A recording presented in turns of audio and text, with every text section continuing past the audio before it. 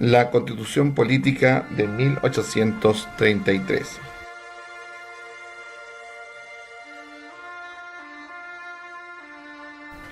Luego del triunfo conservador en Lircay, se organizó la Gran Convención de 1830, con el fin de reformar la Constitución de 1828. La nueva Carta Fundamental fue promulgada el 25 de mayo de 1833, con un sello marcadamente centralista y presidencialista. En efecto, el presidente de la República ejerció el mando con autoridad y firmeza, y con un mínimo de fiscalización. Parte de sus prerrogativas era decidir los presupuestos, fijar los sueldos de todos los funcionarios públicos, nombrar y promover a los altos mandos militares y designar a los miembros de la Corte Suprema. Los intendentes, gobernadores, delegados, subdelegados y alcaldes que dirigían la administración provinciales, distritales y municipales eran designados por el Ejecutivo y actuaban en calidad de sus representantes y agentes. Las elecciones parlamentarias y municipales eran dirigidas por el presidente o sus agentes, mientras que la elección presidencial era indirecta, es decir, la ciudadanía votaba por un cuerpo de electores que escogían al primer mandatario. Principales disposiciones de la Constitución de 1833. Disposiciones generales. Estableció los límites del Estado desde el desierto de Atacama hasta el Cabo de Hornos y desde la cordillera de los Andes al Mar del Pacífico. Fijó la religión católica, apostólica y romana como la oficial del Estado. Otorgó el derecho de sufragio censitario y ciudadanía a los varones mayores de 25 años que supieran leer y escribir y que tuvieran una renta determinada, además de acreditar el dominio de una industria, arte o ocupación productiva. Poder legislativo. Compuesto por senadores designados por electores especiales y diputados elegidos por voto popular. Podían aprobar y rechazar el presupuesto de la nación. Podía autorizar las facultades extraordinarias al presidente y dictaba las leyes periódicas. Poder ejecutivo. Encabezado por el presidente de la República, designado por electores especiales. Permanecía 5 años en el cargo, pudiendo ser reelegido por un periodo inmediato. Designaba a los funcionarios públicos, podía dictar estado de sitio y vetar las leyes emanadas del Congreso. Poder judicial. Estableció un Tribunal Supremo de Justicia y garantizó la inmovilidad de los jueces. Los magistrados eran designados por el presidente a partir de una terna que presentaba el Consejo de Estado. Los decenios conservadores 1831-1861. La Constitución de 1833 estableció un periodo presidencial de 5 años y dio al primer mandatario la posibilidad de ser reelecto una vez. Entre 1831 y 1861 hubo 3 presidentes: José Joaquín Prieto, Manuel Bulnes y Manuel Montt. Cada uno de ellos triunfó en 2 elecciones y, por lo tanto, gobernaron durante 10 años, es decir, un decenio. Algunos historiadores denominan al periodo 1831-1861 república autoritaria, para enfatizar el rasgo central del régimen político. Otros lo califican como orden aristocrático, en alusión al grupo social que ostentó el poder, y todavía otros lo llaman época de la organización, destacando la estabilidad política, el crecimiento económico, el desarrollo cultural y la consolidación de la soberanía sobre el territorio que se logró a lo largo de esas 3 décadas. Resumen de los gobiernos conservadores. José Joaquín Prieto Vial, 1831-1841. Contó con la decisiva presencia de Diego Portales como ministro de Interior, Guerra y Marina. Se promulgó la Constitución de 1833. En lo económico, el ministro Manuel Rengifo hizo reformas que permitieron el progreso del país. Se enfrentó a la guerra contra la Confederación Perú-Boliviana. Manuel Bulnes Prieto, 1841-1851. Tras su triunfo en Yungay, encabezó un gobierno estable y conciliador, dictando leyes de amnistía a favor de los liberales. Inició la ocupación del territorio, ocupación de Magallanes y colonización alemana en Yanquihue y Valdivia. Se iniciaron los problemas limítrofes con Bolivia. Se desarrolló el movimiento intelectual de 1842. Manuel Montt Torres, 1851-1861. La intentona revolucionaria liberal de 1851 determinó el carácter autoritario de este gobierno. Promulgación del Código Civil 1855 y la Ley de Instrucción Primaria 1860. Fundación de la Escuela Normal de Preceptores 1854. Fundación de Puerto Montt 1853. Intento revolucionario de Pedro León Gallo 1859. Crecimiento económico basado en la exportación. El triunfo de los conservadores en 1830 colocó a la oligarquía terrateniente en la conducción política y económica de Chile. La asociación de estos grandes propietarios en el comercio de exportación significó que Chile orientara su producción al mercado internacional. El crecimiento económico del país se produjo entonces sobre la base de la exportación de recursos naturales, tanto agrícolas como mineros.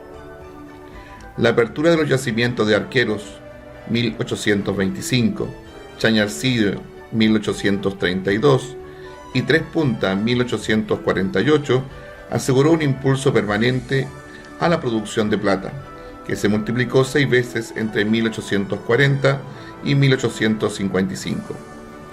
Chile se ubicó como el tercer productor mundial de plata en el año 1887, cuando alcanzó el nivel más alto del siglo. El auge de la minería de la plata impulsó el desarrollo de nuevas áreas económicas.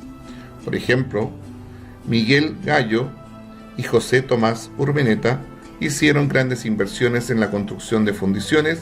Esto a su vez impulsó la industria del carbón, que se desarrolló con capitales nacionales en la zona de Arauco desde fines de la década de 1840, con empresarios como Jorge Rojas, Matías Cauciño y Federico Schwager, quienes habían ganado experiencia trabajando en la minería del Norte Chico.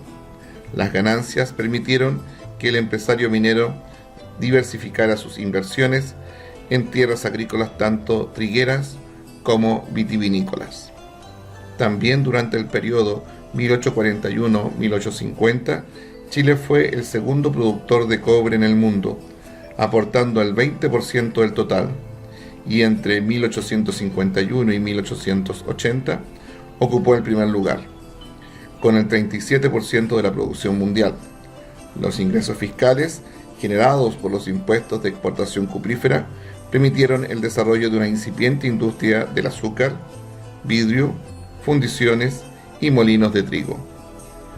Las exportaciones de trigo se triplicaron entre 1848 y 1855, mientras que las de harina se sextuplicaron en igual lapso. Gran parte de estas exportaciones tuvieron como destino los mercados de California y de Australia, lugares donde se había descubierto oro y que demandaban gran cantidad de alimentos para el alto porcentaje de inmigrantes que llegaban a trabajar atraídos por el oro.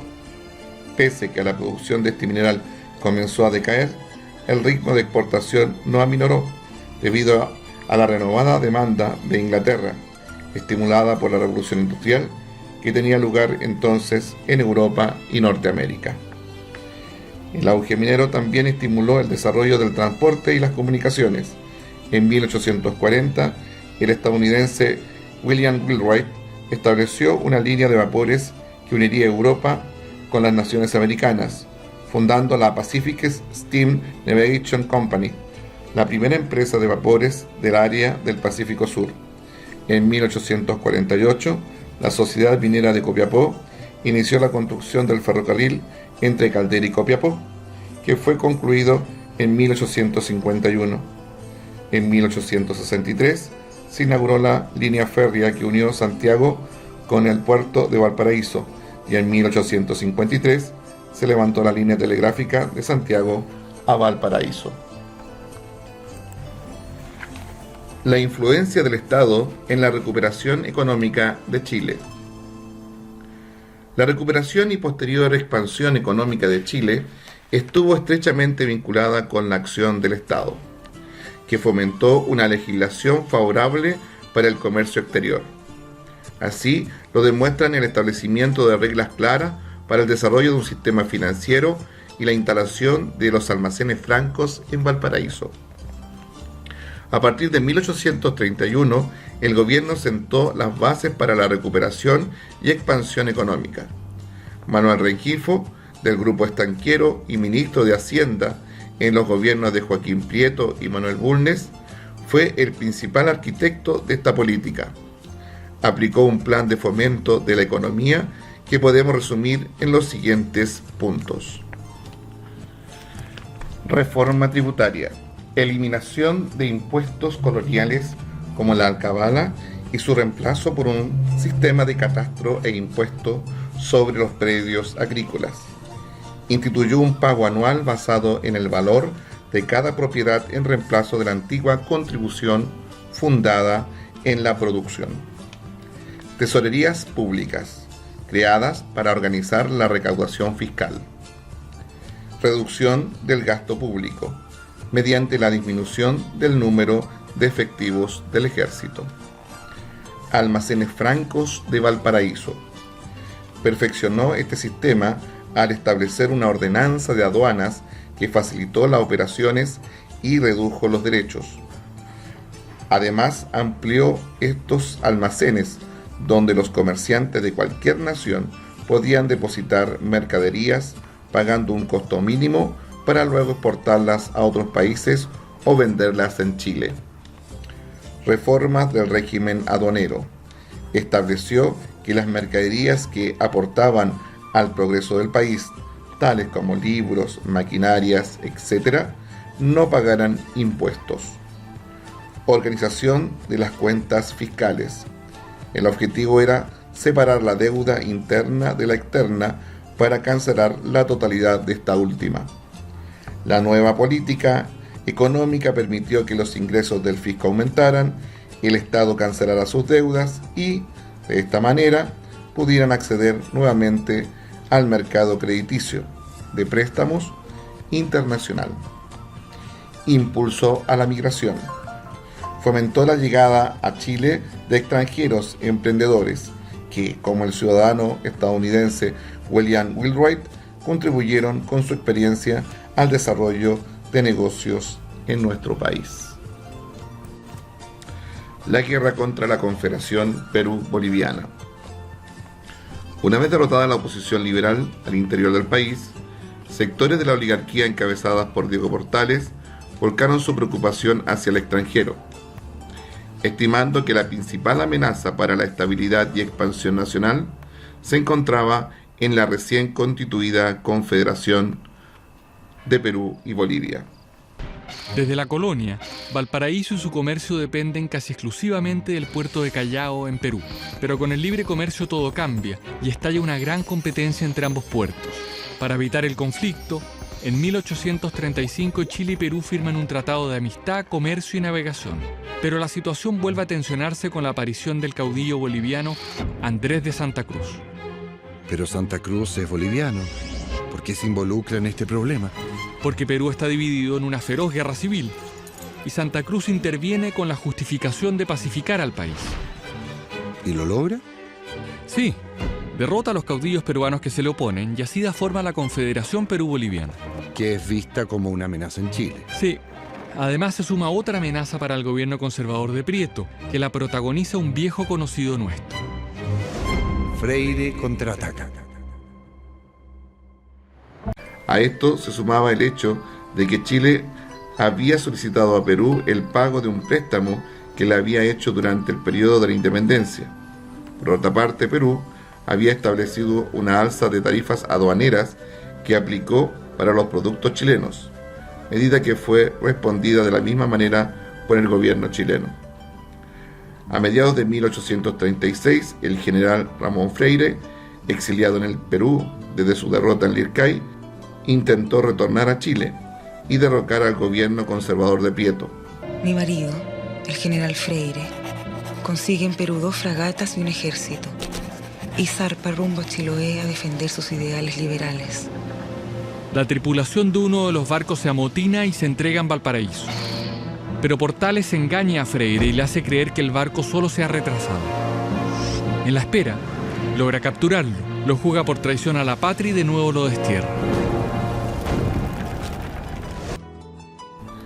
Para asegurar el dominio marítimo, Portales ordenó el envío a Perú de una flota dirigida por Victorino Garrido, quien logró capturar 3 naves de la escuadra peruana en el puerto de Callao.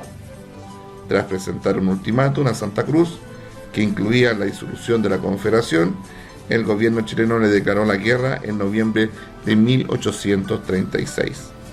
Sin embargo, las acciones del ministro de Guerra no tenían apoyo popular y fueron rechazadas por la oposición liberal.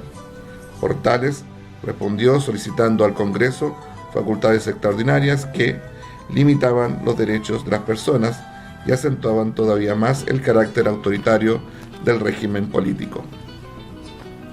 El 3 de junio de 1837, mientras pasaba revistas a las tropas del regimiento Maipo en Quillota, Portales fue hecho prisionero por un grupo de soldados sublevados bajo el mando del coronel José Antonio Vidaurre, con la intención de realizar un motín para protestar por la declaración de guerra contra la Confederación. El fracaso del motín condujo al fusilamiento del ministro, hecho que aumentó la odiosidad contra Santa Cruz y concitó mayor apoyo popular a la guerra. Ese mismo año se envió una primera expedición al Perú bajo el mando de Manuel Blanco Encalada, sin obtener grandes logros militares. En 1838, las tropas comandadas por el general Manuel Bulnes ocuparon Lima y el 20 de enero de 1839 derrotaron en forma definitiva a las fuerzas de Santa Cruz en la batalla de Yungay. Nuestra primera guerra internacional dura un poco más de 2 años. Después de someter a los peruanos del sur, el general Bulnes logra aunar fuerza con varios caudillos peruanos, con quienes triunfan la batalla de Yungay. Con la victoria chilena, la Confederación Perú-Boliviana llega a su fin. Esta batalla fortalece el patriotismo y acaba con el sentimiento de inferioridad que Chile tenía hasta entonces con el Perú.